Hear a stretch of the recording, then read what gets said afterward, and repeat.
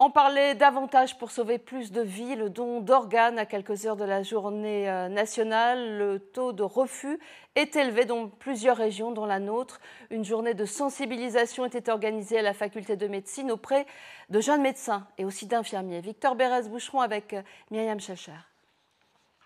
Et vous, êtes-vous prêt à être donneur d'organes? Je vais réfléchir, oui. Je sais pas encore, je vais réfléchir. Dans 2 amphithéâtres de l'Université de Lille, mission sensibilisation auprès de 800 étudiants. Le don d'organes en maître mot autour de tables rondes, questionnaires et témoignages poignants de familles de donneurs et de receveurs. Ça qui était important pour nous, elle a pu donner son cœur, ses poumons, ses reins, des tissus.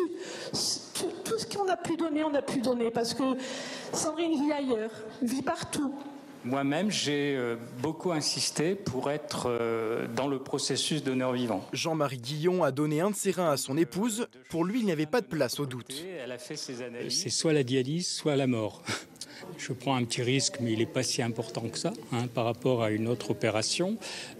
Ça va m'immobiliser pendant 1 mois, mais après 1 mois, on est reparti à 2. Les régions Hauts-de-France et Île-de-France sont celles qui comptent le plus de refus aux dons lors des décès, un chiffre qui a augmenté de 9% en 2023. La liste d'attente, elle, a doublé en l'espace de 10 ans. Je pense que c'est important de parler de ça, de ce que ça peut apporter au receveur et surtout du côté pour le donneur et pour sa famille, de savoir que le corps peut être respecté, rendu à la famille. Ça permettrait certainement de rassurer les familles et de faciliter les dons.